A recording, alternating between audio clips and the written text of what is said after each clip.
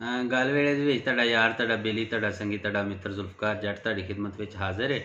सब तो पहला मेरे सारे संगियां मित्रां बेलियां दोस्तां भैणां भरावां ते मेरे बजुर्गां नूं मेरा सलाम।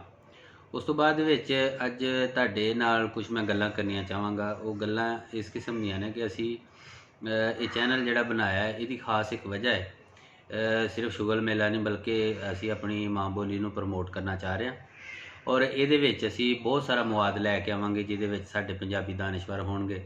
ਅੱਛਾ, ਪੰਜਾਬੀ ਲੇਖਕ ਹੋਣਗੇ। ਉਸ ਤੋਂ ਇਲਾਵਾ ਇਹ ਵੇ ਕਿ ਪੰਜਾਬ ਦੇ ਨਾਲ ਜੁੜੇ ਹੋਏ ਲੋਕ ਜਿਨ੍ਹਾਂ ਨੇ ਖਿਦਮਤ ਸਰੰਜਾਮ ਦਿੱਤੀਆਂ ਨੇ ਉਹਨਾਂ ਨੂੰ ਅਸੀਂ ਤੁਹਾਡੇ ਰੂਬਰੂ ਕਰਾਂਗੇ।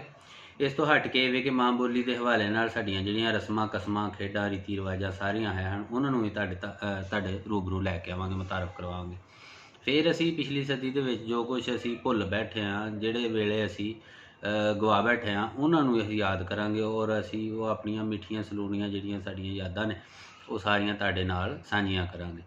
ਅਤੇ ਸਭ ਦੋਸਤਾਂ ਸੱਜਣਾ ਬੇਲੀਆਂ ਅੱਗੇ ਇਹੀ ਦਰਖਾਸਤ ਹੈ ਕਿ ਤੁਸੀਂ ਜਿਹੜਾ ਮੇਰੇ ਇਸ ਚੈਨਲ ਨੂੰ, ਇਹ ਮੇਰਾ ਨਹੀਂ ਬਲਕਿ ਤੁਹਾਡਾ ਚੈਨਲ ਹੈ, ਆਪਣੇ ਇਸ ਚੈਨਲ ਨੂੰ ਜਿੰਨਾ ਜ਼ਿਆਦਾ ਪ੍ਰਮੋਟ ਕਰੋਗੇ ਸਾਡੀ ਗੱਲ ਲੋਕਾਂ ਤੱਕ ਪਹੁੰਚੇਗੀ ਅਤੇ ਜਿੰਨੇ ਲੋਕਾਂ ਤੱਕ ਸਾਡੀ ਗੱਲ ਵੱਧ ਪਹੁੰਚੇਗੀ ਲੋਕਾਂ ਨੂੰ ਅਸੀਂ ਆਪਣੇ ਨਾਲ ਜੋੜਨ ਦੇ ਵਿੱਚ ਕਾਮਯਾਬ ਹੋਵਾਂਗੇ।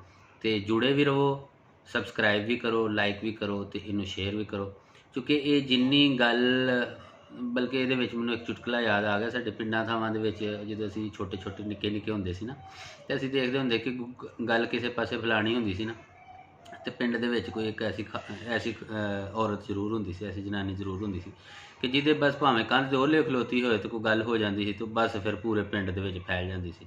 ਉਹ ਸਮਝ ਲਓ ਅੱਜ ਦੇ ਦੌਰ ਦੀ ਉਹ ਸ਼ੇਅਰਿੰਗ ਸੀ, ਉਹ ਜਿਹੜੀ ਉਸ ਜ਼ਮਾਨੇ 'ਚ ਹੁੰਦੀ ਸੀ। ਬਸ ਉਂਝ ਦੀ ਹੋਈ ਚਾਹੀਦੀ ਹੈ ਕਿ ਇੱਕ ਬੰਦਾ ਚੁੱਕੇ ਗੱਲ ਨੂੰ ਤੇ ਚੁੱਕ ਕੇ ਫਿਰ ਉਹ ਭੁੰਜੇ ਨਾ ਪੈਣ ਦੇ। ਅਤੇ ਇਹਨੂੰ ਜਿੰਨਾ ਜ਼ਿਆਦਾ ਹੋ ਸਕੇ ਇਹਨੂੰ ਸ਼ੇਅਰ ਕਰੋ, ਇਹਨੂੰ ਅੱਗੇ ਵਧਾਓ ਇਸ ਗੱਲ ਨੂੰ ਕਿਉਂਕਿ ਸਾਡਾ ਪੈਗਾਮ ਜਿਹੜਾ ਆਪਣੇ ਮੁਲਕ ਪਾਕਿਸਤਾਨ, ਆਪਣੇ ਪੰਜਾਬ ਦੀ, ਆਪਣੇ ਮਾਂ ਬੋਲੀ ਦੀ, ਆਪਣੇ ਲੋਕਾਂ ਦੀ, ਆਪਣੇ ਰਸਮਾਂ ਰਿਵਾਜਾਂ ਦੀ, ਆਪਣੀ ਤਹਿਜ਼ੀਬ ਦੀ, ਆਪਣੇ ਕਲਚਰ ਦੀ, ਇਹ ਇਸ ਦੀ ਇੱਜ਼ਤ ਅਤੇ ਇਹਦਾ ਮਾਣ ਵਧਾਉਣਾ ਹੈ।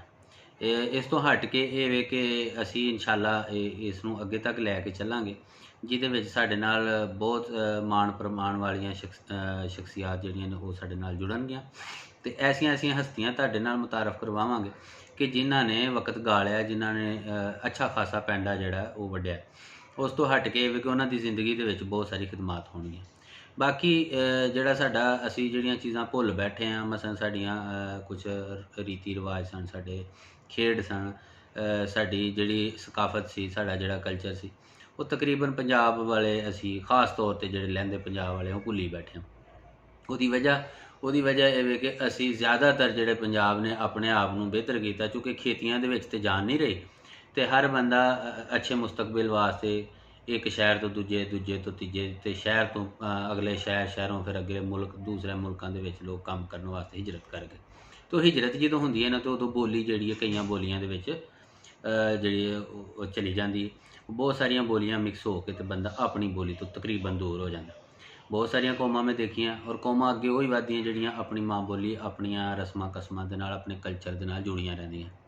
ਅਤੇ ਮੇਰੀ ਗੁਜ਼ਾਰਿਸ਼ ਇਹ ਵੇ ਸਾਰੇ ਦੋਸਤਾਂ ਅੱਗੇ ਕਿ ਅਗਰ ਤੁਸੀਂ ਚਾਹੁੰਦੇ ਹੋ ਕਿ ਅਸੀਂ ਆਪਣੇ ਕਲਚਰ ਨੂੰ ਪ੍ਰਮੋਟ ਕਰੀਏ, ਅਸੀਂ ਆਪਣੀ ਜ਼ੁਬਾਨ ਨੂੰ ਪ੍ਰਮੋਟ ਕਰੀਏ ਔਰ ਇੱਕ ਅੱਛਾ ਚਿਹਰਾ ਜਿਹੜਾ ਕਿ ਰੋਸ਼ਨ ਚਿਹਰਾ ਹੈ ਸਾਡੇ ਪੰਜਾਬ ਦਾ, ਸਾਡੀ ਤਹਿਜ਼ੀਬ ਦਾ, ਸਾਡੇ ਕਲਚਰ ਦਾ, ਉਹਨੂੰ ਅਸੀਂ ਸਾਰੇ ਯਾਰਾਂ ਬੇਲੀਆਂ ਸੰਗੀਆਂ ਅੱਗੇ, ਦੋਸਤਾਂ ਅੱਗੇ, ਦੁਨੀਆ ਅੱਗੇ ਲੈ ਕੇ ਆਈਏ ਤਾਂ ਕਿ ਜਿਹੜੀਆਂ ਗਲਤ ਫਹਿਮੀਆਂ ਨੇ ਜਾਂ ਲੋਕਾਂ ਦੇ ਜ਼ਿਹਨਾਂ ਦੇ ਵਿੱਚ ਕੋਈ ਇਸ ਕਿਸਮ ਦੇ ਮਾਮਲਾਤ ਨੇ ਉਹਨਾਂ ਨੂੰ ਦੂਰ ਕੀਤਾ ਜਾ ਸਕੇ।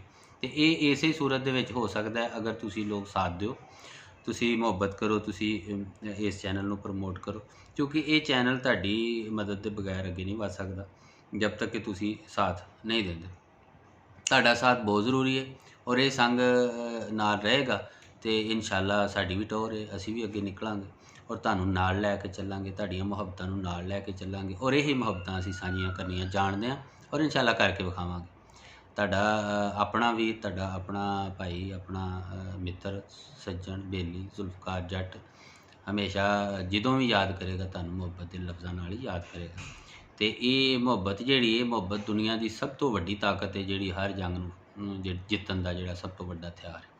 ਅਤੇ ਸਾਰੇ ਵੀਰਾਂ ਅੱਗੇ, ਸਾਰੇ ਦੋਸਤਾਂ ਅੱਗੇ ਖਾਸ ਤੌਰ 'ਤੇ ਗੁਜ਼ਾਰਿਸ਼ ਕਿ ਇਸ ਚੈਨਲ ਨੂੰ ਜਿੰਨਾ ਜ਼ਿਆਦਾ ਪ੍ਰਮੋਟ ਕਰ ਸਕਦੇ ਹੋ ਕਰੋ। ਬਹੁਤ ਸ਼ੁਕਰੀਆ, ਰੱਬ ਰੱਖਾ।